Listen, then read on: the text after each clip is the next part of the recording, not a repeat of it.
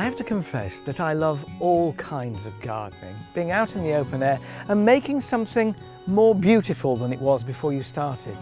But there's one form of gardening which gives you an added bonus, and that is vegetable growing, because that way, as well as making something look beautiful, you get to eat it as well. What do you need in terms of basic equipment? Spade and a fork to start with. This is a border spade.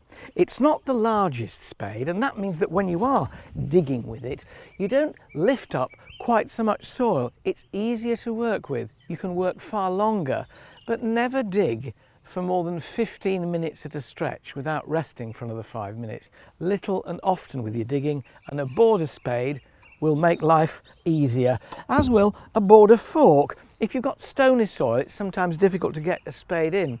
Clay soil, similarly. And once you've forked over, then you can start to break it down. Do your breaking down with the back of the fork, bashing it on the clods of earth, and that is getting your fineness. It's also knocking the stones down into the soil. That's when your rake comes into play. The rake is a levelling tool, to and fro, gently over the surface a few times to make it level. And when you put your rake back against the shed, don't put it that way down. Always, always, always, if you learn nothing more about gardening, always stand a rake like that. Hoe. This is a special swan neck kind of hoe for skimming weeds off between rows. Keep them sharp with a file so that they cut off annual weeds in between the rows when you've sown.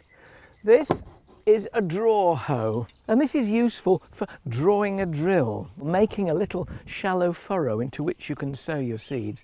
It's also a weeding tool with a chopping action working forwards. When you've cultivated your soil and you've raked it level, you don't want to be leaving footprints all over it.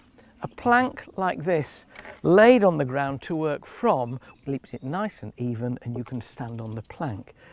There will come a point, of course, when you actually have to get down there and kneel. Get yourself a kneeling mat. A good kneeling mat like this that's waterproof on the underside does make life so much easier when you're getting down to soil level.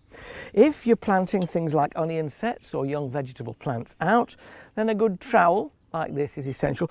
Make sure it is a good trowel. Some of them are bendy. Trowels should not bend, they should be really sturdy. When you're planting in a row or you're sowing seeds in a row and drawing a drill, you will need a garden line. This is nylon. Thing to do is to push this in at one end of where you want your row, and then unwind this to give you the length of string that you need, and then push it into the soil, pulling the line taut. It's no use having a slack line, it just won't be straight. And when you come to sow your seeds against that line, stand on the line with your toes off the plank now to hold it firm while you draw along it with the draw hoe or with a cane. Canes are useful for marking either end of the row. Talking of marking rows, a permanent marker and some labels and a watering can to run along the row. And the nicest thing of all in the vegetable garden is the basket, a trug basket or a wicker basket like this, because it reminds you that at the end of weeks and months you'll be able to harvest what you sowed, take it home in a basket and have it for lunch or dinner. It's really, really satisfying.